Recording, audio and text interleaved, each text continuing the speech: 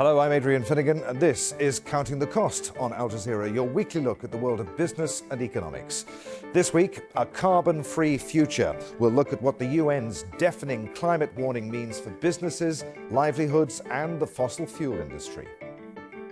Also this week, Africa's urban revolution, why cities in sub-Saharan Africa are tipped to grow faster than all other big cities in the world. Plus, new ways to stamp out one of the most lucrative forms of organised crime, the illegal trade in endangered wildlife. 3 years ago, the United Nations commissioned the world's top scientists to find out if global warming could be limited. On Monday, the Intergovernmental Panel on Climate Change published the answer. Yes, we can limit global warming and prevent a climate catastrophe. It is possible. But there's a deadline. We need to build a global net zero carbon emission economy by 2050. Now, while this will mean different things for different businesses, the most polluting industries will need to make the most radical changes. That means no coal, for starters. Australia's Environment Minister, Melissa Price, was quick to respond, saying that she is more focused on bringing down electricity prices than phasing out coal. Of all the different types of fossil fuel, coal produces the most carbon dioxide, and Australia is the biggest producer. Now, as things stand, decarbonising the world's electricity system fast enough to meet the IPCC's targets will involve, at the very least, global consensus, a major paradigm shift, and trillions of dollars. Al Jazeera's Nadeem Baba reports. The threat's been clear and present for many years. Climate change caused by human activity is putting our very survival in peril. Now the UN's climate change body says concerted action needs to come much sooner than previously thought. Early action to reduce greenhouse gas emissions is possible. There are options available. There are signs that mitigation is going on. But if this is to be achieved, there's an urgent need to accelerate. 3 years ago at the Paris Climate Change Conference, many governments gave themselves a pat on the back. They'd pledged to take action to limit temperature rises to 1.5 degrees Celsius above pre-industrial levels. Now the experts say they're failing and time is running out.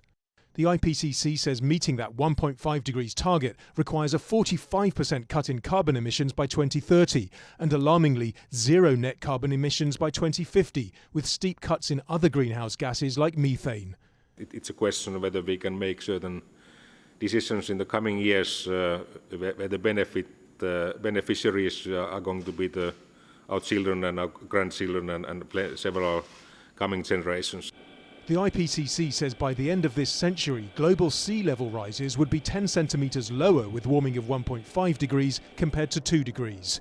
And the Arctic is likely to be ice-free in summer around once a century at 1.5 degrees, but at least once a decade if warming reaches 2 degrees.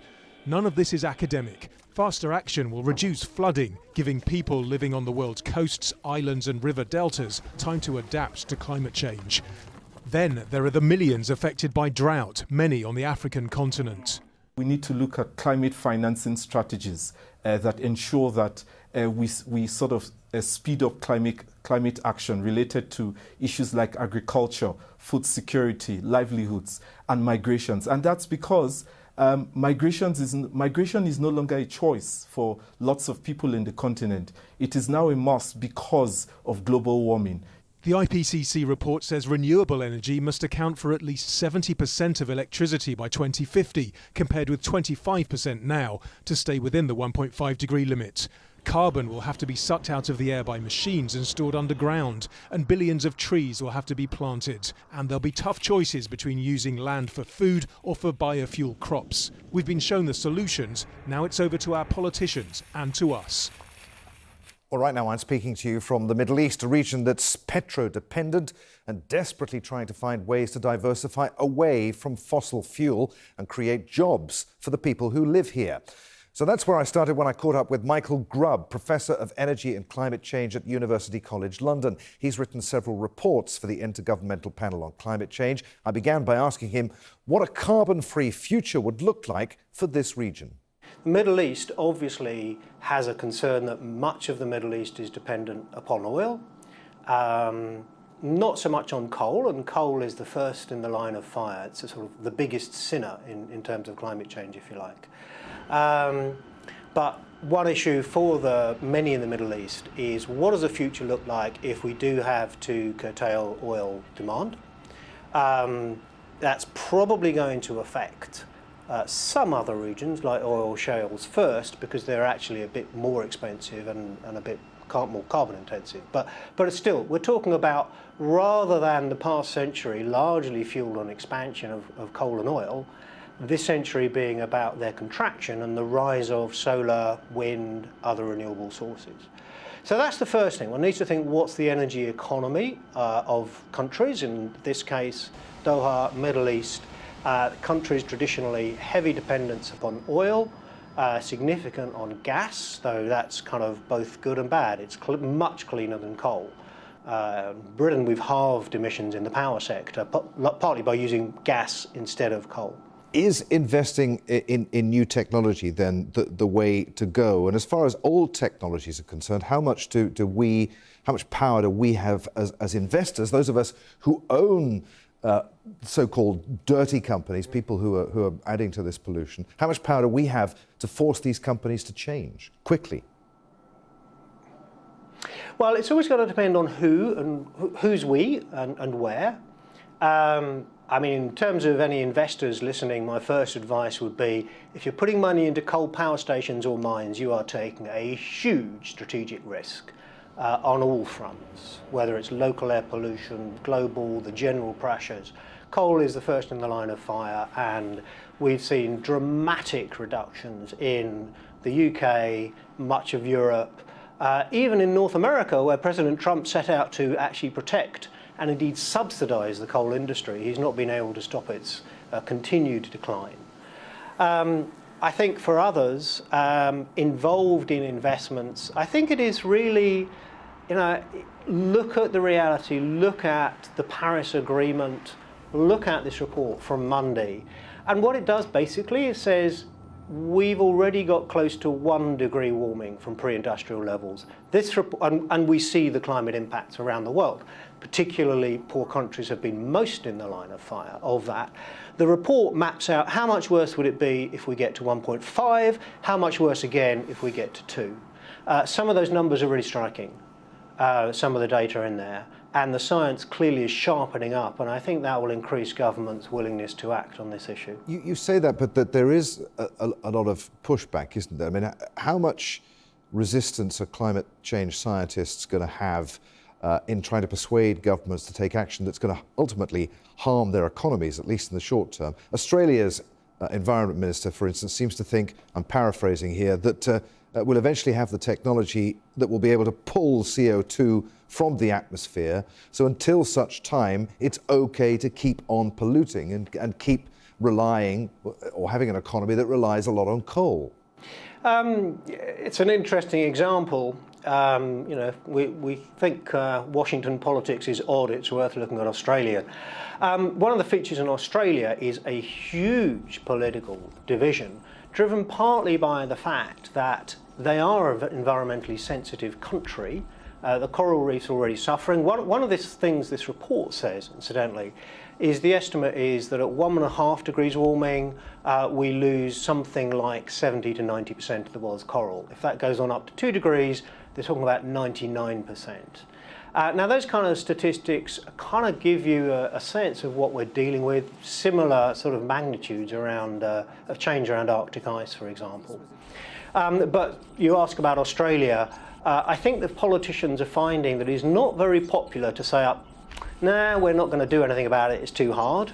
That it is also, I think, not very credible to say, well, trust us, one day we'll work out how to suck CO2 out of the atmosphere. Again, the report says, sure, there might be some negative emission options out there. Some of them are probably more to do with good land use and avoiding deforestation and new reforestation, because the big industrial, let's suck it out or clean it up afterwards and find somewhere to dump it, actually is big and expensive and involves a lot of problems. So politicians may try to use it as a get-out clause, but I don't think they'll get very far. The other thing in Australia, again, you have this oddity of a government that appears desperately trying to protect the most carbon-intensive and polluting source, and failing, because it's being undercut by renewables. Australia is a sunny place, it's a windy place. We see some regions like South Australia declaring they're going to go for 100% renewables, whatever the federal government says. What about the elephant in the room here, though, Michael? China. To what extent does it not matter what the rest of us do? If China's not on board, we're still going to end up in trouble climate-wise. I think one of the big changes in the political dynamics in the last 10 years has been the Chinese position.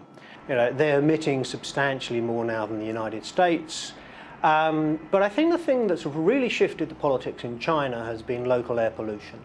What we see is a tremendous drive from the central government to try and close down old inefficient coal power stations, put clamps on what had been a massive program of coal power station construction.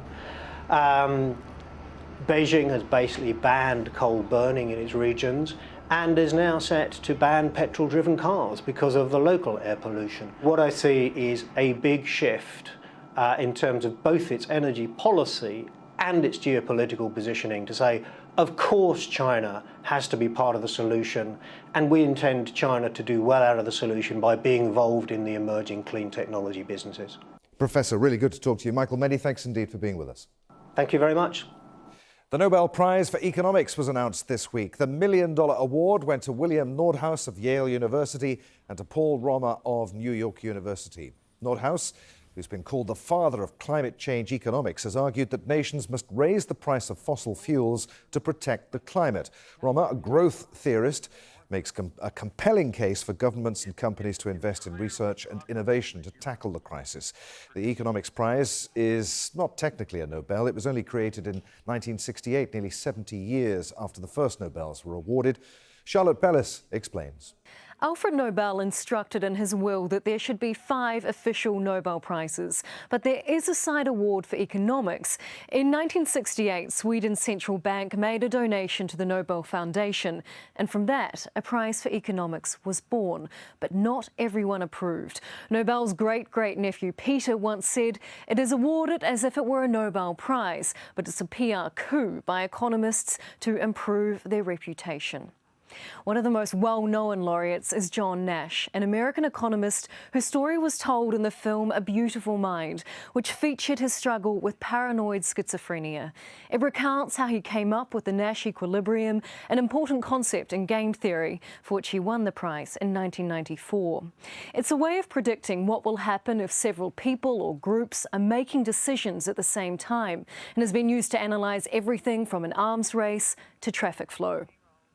It's had a tremendous impact on my life. I was quoted very frequently in the literature of economics and mathematics, but it's quite different to get an official recognition like that. The Economics Award hasn't always gone to economists. Take Daniel Kahneman, an American professor of psychology, who discovered that people do not always act out of what's called rational self-interest. For example, people will push harder to save $10 on a small purchase like a $50 bicycle than they will to save the same amount on a larger purchase like a car. Of the 79 people who've been awarded the Economics Prize, there's only been one female winner, seen here in red. Eleanor Ostrom was recognised for her pioneering work on how communities better manage common resources than governments. Still to come on Counting the Cost, panic buying in Zimbabwe. Locals fear the return of the 2008 commodity shortages that left many shops without basic goods and medicines. But first, Dubai-based Mashreq Bank has agreed to pay $40 million to US financial regulators as part of a compliance settlement. The New York Department of Financial Services said the bank failed to fully comply with laws designed to combat international money laundering. It said that during the past 2 years, Mashreq's branch in New York processed millions of dollars worth of transactions for customers in high-risk jurisdictions. Mashreq, which is the UAE's oldest and largest lender, said that it's working with regulators. Winter is coming. Those were the words of Indonesia's President Joko Widodo this week. He was speaking before the world's finance ministers and central bankers at the IMF World Bank annual meetings in Bali. Widodo said growing rivalry in the world's economy is becoming more and more like Game of Thrones, referencing the HBO TV series more than once. The IMF cut its forecast for world growth for the first time in more than 2 years this week. The lender blamed escalating trade tensions. It also warned that a sharper than expected rise in interest rates could accelerate capital flight from emerging markets. Now, Zimbabwe was also at this week's IMF and World Bank meetings. The government there got approval for a plan to pay back more than $2 billion in debt. Now, that's a vital step to securing new loans in order to revive the economy. Prices of basic goods and medicines have risen in the last few days. A recent tax on bank transactions is being blamed. Al Jazeera's Harumutasa reports now from Harare. Some Zimbabweans are calling it the worst economic crisis in a decade. Businesses and shoppers aren't happy with the recently introduced 2% tax on bank transactions. Products now cost more and suppliers are buying less. It's led to shortages and excessive price hikes. It is very frustrating. Actually, I'm coming from a pharmacy right now where I bought these drugs, which I used to spend $10 a week swipe. It's $44. Another pharmacy, it was $55. And this is ridiculous. I don't know where we are going as a people. Zimbabwe's health sector has been in a crisis for more than a decade. Public hospitals sometimes run out of essential drugs. The pharmaceutical industry says it needs about $4 million a week to import enough drugs for the country. It's very bad. We've run out of some medications completely for some conditions. And for those that we have, we are now left with just a few weeks to a month's supply for those that are in. And for production, some manufacturers have slowed down operations to near zero. Yeah, so that's how bad it is. To stay in business, some shop owners insist customers pay in US dollars. Others aren't operating. They say they are assessing the situation until they are sure the government won't again change policies. This is a popular fast food outlet. It's closed. Owners say they need foreign currency to restock, but the money isn't available. Several businesses have been affected. President Emmerson Mnangagwa says the increase in tax is a necessary pain to help Zimbabwe pay its debts. There were fiscal announcements, monetary policy announcements that were made, and these are meant to ensure that this economy is revived. So this is not a sign of a government that is failing. We are going somewhere, and there are signs of improvement on the economy that are evident for everyone to see. But fuel queues, which were last seen in 2008, are back. Frustrated drivers spend hours in line waiting to fill up. Zimbabwe's bond note currency continues to lose its value on the black market, despite politicians insisting it is equivalent to the US dollar. The government is threatening to revoke licenses of businesses demanding dollars as payment and hiking prices. Economists warn if politicians interfere, it could lead to even more companies shutting down. Africa's population of roughly 1.1 billion is expected to double by the year 2050. More than 80% of that growth will occur in cities. The UN projects that 10 of the fastest growing cities over the next 17 years will all be in Africa. Africa will have 8 cities that are expected to more than double in population size in the next few years. Africa's top 3 fastest growing cities are Dar es Salaam, Tanzania's largest city. The city's population predicted to hit 6.2 million by 2025. Nairobi, the capital city of Kenya, is growing by 500,000 people a year. And every year, 390,000 people pour into Kinshasa in the Democratic Republic of Congo in order to escape war and poverty. Today, it has possibly 12 million inhabitants and is predicted to be Africa's second largest city inside 50 years. Well, joining us now via Skype from London is Vernon Henderson. Vernon is a professor of economic geography at the London School of Economics. Good to have you with us, Vernon.